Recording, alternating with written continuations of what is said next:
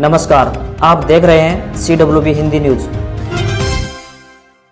विक्रम संवत 2077 शक संवत 1942 आज आश्विन मास के कृष्ण पक्ष की तृतीया तिथि, तदनुसार शनिवार 5 सितंबर 2020। हम अपने दर्शकों का CWB हिंदी न्यूज पर स्वागत करते हैं।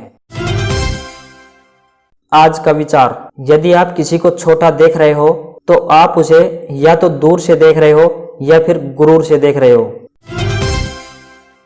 गाइडलाइन के साथ पड़ोसी राज्यों में सरपट दौड़ेगी हरियाणा रोडवेज। निदेशालय राज्य परिवहन हरियाणा की ओर से एक पत्र जारी करते हुए पड़ोसी राज्यों राजस्थान व यूपी राज्यों को अनलॉक 4 के तहत आई गाइडलाइन का पालन करते हुए बसों के आवागमन को हरी झंडी दे दी है। इस तरह से आने वाले दिनों में दूसरे राज्यों को जाने वाले लोगों का इंतजार अब खत्म होने जा रहा है। इतना ही नहीं, हरियाणा की ओर से अब उत्तराखंड, हिमाचल प्रदेश, जम्मू कश्मीर व दिल्ली परिवहन विभाग सभी को पत्र की कापियां भेजकर अनलॉक 4 का पालन करते हुए बसों के संचालन को सशर्त हरी झंडी देने का ऐलान कर दिया है। वन नेशन वन मार्केट से किसानों को फायदा होगा। देश में किसान कहीं पर भी अपनी फसल बेच सकेगा। यह बात भारतीय जनता पार्टी के प्रदेश अध्यक्ष ओम प्रकाश धनखड़ ने शुक्रवार को गुरुग्राम में पत्रकार वार्ता के दौरान कही। उन्होंने कहा कि आज हमारे देश व प्रदेश का किसान डायरेक्ट मार्केटिंग की ओर बढ़ रहा है। कंपनियां भी उनसे पूरी फसल खरीदने को करार कर रही हैं, जो कि किसानों के लिए लाभकारी है। साथ ही उन्होंने कहा कि इस व्यवस्था का पुरानी व्यवस्था पर कोई फर्क नहीं पड़ेगा। मंडियों में फसलें पहले की तरह खरीदी जाएंगी। धान की पूरी फसल मंडियों में खरीदी जाएगी। हरियाणा में किसानों की सुविधा के लिए गांव और मंडियों के बीच बेहतर संपर्क प्रदान करने के उद्देश्य से हरियाणा राज्य कृषि विपणन बोर्ड जल्दी कुल 691 किलोमीटर लंबाई की 264 नई ग्रामीण लिंक सड़कों का निर्माण करेगा। इन पर 265.82 करोड़ रुपए खर्च होंगे। इन सड़कों का निर्माण पंचकुला, अंबाला, यमुनानगर, जींद, भिवानी, हिसार, सिरसा, झज्जर, सोनीपत, करनाल, कुरुक्षेत्र, पानीपत, गुरुग्राम, फरीदाबाद, रेवाड़ी और महेंद्रगढ़ जिलों में किया जाएगा। 5 महीने से अधिक समय के बाद आखिरकार 7 सितंबर को मेट्रो ट्रेन चलने जा रही है। बहादुरगढ़ दिल्ली रूट यानी ग्रीन लाइन पर मेट्रो 10 सितंबर से सुबह शाम चलेगी। यात्री जब भी मेट्रो में सफर करेंगे उन्हें कुछ नया एहसास होगा। फिलहाल यात्रा कैशलेस होगी। इसके अलावा मेट्रो में प्रवेश करने के लिए ज्यादा मारामारी का सामना नहीं करना पड़ेगा।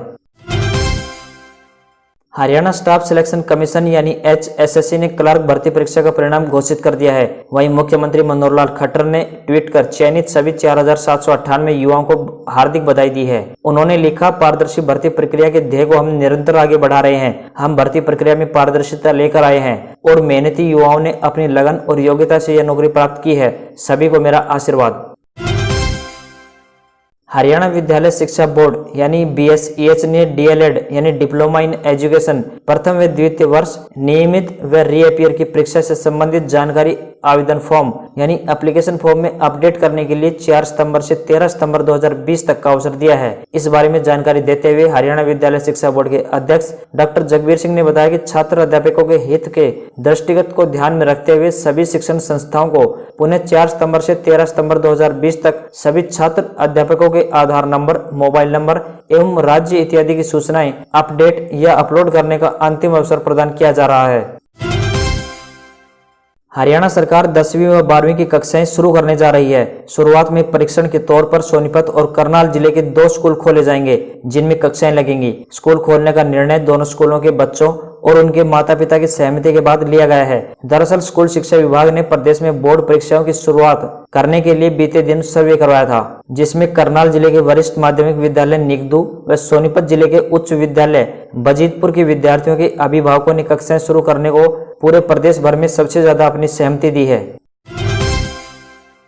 दुधारू पशुओं का बनने लगा आधार कार्ड। सरकार को एक क्लिक में मिलेगा पूरे प्रदेश के पशुओं का डाटा। हरियाणा सरकार की एक अनूठी योजना के तहत लोगों की तरह पशुओं के भी आधार कार्ड बनाए जा रहे हैं, यानी एनिमल रजिस्ट्रेशन कार्ड। पशुपालन विभाग द्वारा प्रत्येक पशुपालक का उसके पशु सहित पूरा डाटा तैयार कर अपलोड किया जा रहा है। आधार कार्ड बनाने में जैसे आदमियों के फिंगरप्रिंट लिए जाते हैं, उसी तरह पशुओं के ईयर टैग को स्कैन किया जाता है। पशुओं के आधार कार्ड बनने के बाद हरियाणा सरकार के पास प्रदेश में कुल पशुओं की संख्या, दूध उत्पादन, पशुओं की नस्ल आदि का पूरा ब्यौरा तैयार हो जाएगा। वहीं किसान को भी पशु आधार कार्ड से काफी फायदा होगा। चुनाव आयोग का फैसला, अलग अलग राज्यों की 65 सीटों के उपचुनाव बिहार विधानसभा चुनाव के साथ ही करवाए जाएंगे। आयोग ने कहा सही समय पर तारीखें बताएंगे। इलेक्शन कमीशन ने कहा है कि एक साथ चुनाव करवाने से सुरक्षा बलों के मूवमेंट और दूसरी व्यवस्थाओं में आसानी रहेगी। उत्तर प्रदेश, मध्य प्रदेश, गुजरात और हरियाणा समेत 8 राज्यों में उपचुनाव होने हैं। मध्य प्रदेश समेत 4 राज्यों ने बारिश व कोरोना के चलते चुनाव टालने की अपील की थी। आर्मी चीफ का लेह दौरा, चीन से ताजा विवाद के बीच जनरल नरवणे बोले, LAC पर हालत नाजुक, हमारे जवान हर चुनौती से निपटने के लिए तैयार। आर्मी चीफ ने बताया कि 2 से 3 महीने से तनाव बना हुआ है, लेकिन चीन के साथ मिलिट्री और डिप्लोमेटिक लेवल पर लगातार बातचीत कर रहे हैं। चीन ने बीते 6 दिन में 2 बार लद्दाख के पेंगोंग इलाके में घुसपैठ की कोशिश की थी। भारतीय सेना ने चीन की कोशिश नाकाम कर दी। विवादित इलाके में दबदबा बनाया हुआ है। पूर्वी लद्दाख में चोटियों पर हमारे सैनिकों का कब्जा, यानी चीन अब LAC पर कोई नापाक हरकत नहीं कर सकेगा। भारतीय सेना को मिलेगा एडवांटेज। चीनी सेना पर नजर रखना होगा आसान। चीन की सेना ने यदि आगे बढ़ने की कोशिश की तो उसे मुंह की खानी पड़ेगी। PUBG पर बैन के बाद 2 दिन में अक्षय कुमार ने फौजी गेम लाने की घोषणा। रेवेन्यू का 20% फौजियों के ट्रस्ट को जाएगा। सरकार ने 2 सितंबर को 118 चीनी ऐप्स को बैन किया था। इनसे देश की सुरक्षा को खतरा बताया गया था। अक्षय ने कहा, फौजी गेम आत्मनिर्भर भारत मूवमेंट का हिस्सा और सोल्जर्स का सैक्रिफाइस बताएगा। टीवी शो के सेट पर corona. India's best dancer show के सेट पर 7 क्रू मेंबर कोरोना पॉजिटिव मिलने पर 3 दिनों के लिए रोकी गई शूटिंग। जज गीता कपूर बोली, आने वाले दिनों में बढ़ेगी परेशानी। इसी बीच अब तक कसौटी जिंदगी के ये रिश्ता क्या कहलाता है, मेरे साईं और डॉक्टर BR अम्बेडकर के सेट पर कोरोना संक्रमित लोग पाए गए थे। अब dance reality show India's best dancer के सेट पर भी 7 से अधिक लोगों की कोरोना रिपोर्ट पॉजिटिव मिलने से शूटिंग रोकी गई है। सुशांत केस में हुई बड़ी कार्रवाई। नारकोटिक्स ब्यूरो ने किया रिया चक्रवर्ती के भाई शोविक चक्रवर्ती और सुशांत के हाउस मैनेजर सैमुअल मिरांडा को गिरफ्तार। 8.5 घंटे ड्रग मामले में पूछताछ की। Narcotics control bureau Sushant Singh के मामले में ड्रग कनेक्शन के एंगल से जांच कर रहा है। NCB ने कहा, अब तक 5 लोगों को गिरफ्तार किया है। इन्होंने रिया, शोविक और मिरांडा के कनेक्शन की बात कबूली है। शोविक और उसके दोस्त के बीच हुई ड्रग चैट गुरुवार को सामने आई थी, जिसमें वह ड्रग डीलर के नंबर दे रहा था। भाइयों की मौत से अनजान है ट्रेजेडी किंग खान। 97 साल के दिलीप कुमार जानते ही नहीं भाई दुनिया छोड़ गए हैं। पत्नी सायरा बोली, उन्हें परेशान करने वाली खबरों से दूर रखा गया है। एहसान खान और असलम खान अपनी बहन फरीदा, जो पहले US में रहती थी, के साथ रहते थे। इसीलिए दिलीप कुमार और सायरा को कोरोना संक्रमण का खतरा नहीं था। सायरा ने बताया कि जब अमिताभ बच्चन को कोरोना संक्रमण के कारण हॉस्पिटल में थे, तब भी दिलीप साहब को नहीं बताया गया था। सायरा कहते हैं कि हमने सोचा था कि साहब के भाई जल्दी ठीक हो जाएंगे, क्योंकि वे 2 हफ्ते से ज्यादा समय से हॉस्पिटल में भर्ती थे। चेन्नई सुपर किंग्स का दूसरा खिलाड़ी IPL से हटा। धोनी की टीम के हरभजन सिंह भी टूर्नामेंट से हटे। कहा, मुश्किल वक्त में परिवार के साथ रहना चाहता हूं। फैसले को समझने के लिए टीम मैनेजमेंट का कर्जदार रहूंगा। चेन्नई सुपर किंग्स के ऑफ स्पिनर भी IPL से हट गए हैं। इसके पहले इसी टीम के सुरेश रैना टूर्नामेंट के 13वें एडिशन से हट गए थे। हरभजन सिंह ने कहा है कि मुझे यकीन है कि इस सीजन में भी चेन्नई सुपर किंग्स का प्रदर्शन अच्छा रहेगा। उन्होंने IPL के 160 मैचों में 150 विकेट लेने के साथ ही 829 रन भी बनाए हैं। चेन्नई सुपर किंग्स के 2 खिलाड़ी के अलावा 11 स्टाफ मेंबर्स कोरोना पॉजिटिव पाए जा चुके हैं। कृषि क्षेत्र इस साल भारतीय अर्थव्यवस्था में गिरावट को कुछ हद तक कम कर सकता है, लेकिन इसे गिरने से नहीं बचा सकता। पहली तिमाही में सिर्फ कृषि व संबंधित सेक्टर में 3.4% तेजी दर्ज की गई है, जबकि अन्य सभी सेक्टरों में भारी गिरावट आई है। 4 दशकों से ज्यादा समय में पहली बार इस कारोबारी साल में देश की GDP में गिरावट की आशंका है। पहली तिमाही में 23.9% गिरावट के साथ 35.35 लाख करोड़ से घटकर 26.9 लाख करोड़ रुपए पर आ गई है GDP। अर्थव्यवस्था को उभारने की कोशिश। स्टार्टअप्स को मिल सकेगा 50 करोड़ रुपए तक का लोन। RBI ने प्राइवेट सेक्टर लैंडिंग का किया विस्तार। स्टार्टअप्स और एग्री सेक्टर के अलावा हेल्थ इंफ्रास्ट्रक्चर में भी लोन की सीमा को लगभग 2 गुना कर दिया गया है। नई गाइडलाइंस के मुताबिक प्रत्येक घरों में प्रति व्यक्ति कर्ज के लिए 10 लाख रुपए तक की सीमा होगी। पहली तिमाही में देश की GDP में 23.9% गिरावट आई है। कारोबार के आखिरी दिन यानी शुक्रवार को बाजार में बड़ी गिरावट देखने को मिली। BSE 633 अंक गिरकर 38,500 स्तर के नीचे पर बंद, तो वहीं निफ्टी भी 170 पॉइंट लुढ़का। सोने की कीमतें 12 रुपए गिरकर 50,730 रुपए प्रति 10 ग्राम तक पहुंची, तो वहीं चांदी 7 रुपए गिरकर 66,919 रुपए प्रति किलोग्राम हुई। टिकटॉक के भारतीय कारोबार के लिए बोली लगा सकता है जापान का सॉफ्टबैंक। रिलायंस जियो या एयरटेल बन सकते हैं साझेदार। भारतीय कंपनियों के साथ साझेदारी कर बोली लगाने पर हो रहा है विचार। राष्ट्रीय सुरक्षा और यूजर डाटा को लेकर टिकटॉक पर बैन लगा चुकी है सरकार। जेईई व नीट समेत राज्य की अन्य परीक्षाओं में बैठने वाले स्टूडेंट के लिए ओयो का नया ऑफर 40% डिस्काउंट के साथ बुक कर सकेंगे ओयो रूम। मेडिकल में एडमिशन के लिए होने वाली नीट परीक्षा 13 सितंबर को होगी। कंपनी का यह ऑफर 300 से ज्यादा शहरों के लिए है। बुकिंग के लिए हेल्पलाइन ईमेल आईडी बनाई गई है। सीबीएसई अपडेट्स 10वीं व 12वीं के स्टूडेंट्स के लिए कंपार्टमेंट परीक्षाओं की डेटशीट जारी। 22 सितंबर से 29 सितंबर के बीच आयोजित की जाएगी परीक्षा। इस साल 10वीं में 1.5 लाख स्टूडेंट और 12वीं में करीब 87,000 स्टूडेंट्स देंगे कंपार्टमेंट परीक्षा। सुप्रीम कोर्ट ने छात्रों द्वारा दायर याचिकाओं पर आज बोर्ड को नोटिस जारी कर 7 सितंबर तक मांगा जवाब।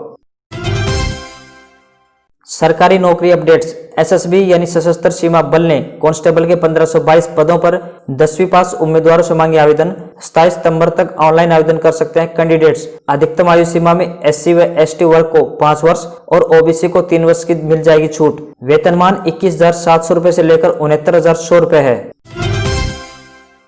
वाहन मालिकों के लिए जरूरी खबर।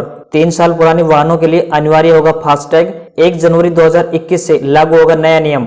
जिनके पास 3 साल या इससे ज्यादा पुराने वाहन हैं उनके लिए फास्टैग अनिवार्य होगा।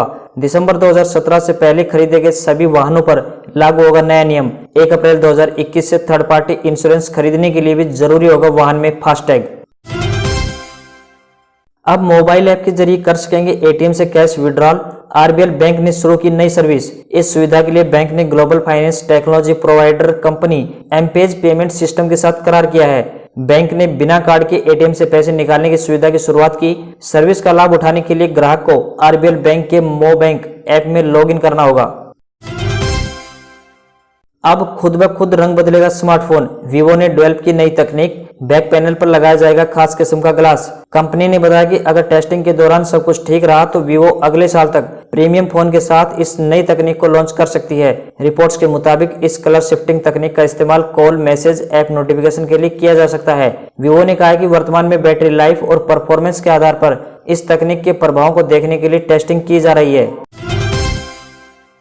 नई गाड़ी खरीदने वालों के लिए आई बड़ी खुशखबरी। कार, बाइक समेत सभी कैटेगरी के व्हीकल होंगे सस्ते। सरकार ने कहा जल्दी होगी घोषणा। सरकार सभी तरह के व्हीकल्स पर जीएसटी रेट में 10% कटौती करने पर विचार कर रही है। इस समय गाड़ियों पर 28% जीएसटी लगता है। एप्पल ने अपने लेटेस्ट आईओएस से एंट्री ट्रैकिंग टूल को टाला। पहले नेक्स्ट जनरेशन आईफोन में देने का था प्लान। एप्पल ने कहा है कि इसका मतलब यह नहीं है कि वह ग्राहकों की प्राइवेसी के मौलिक अधिकार को सेफ्टी देने से पीछे हट रही है।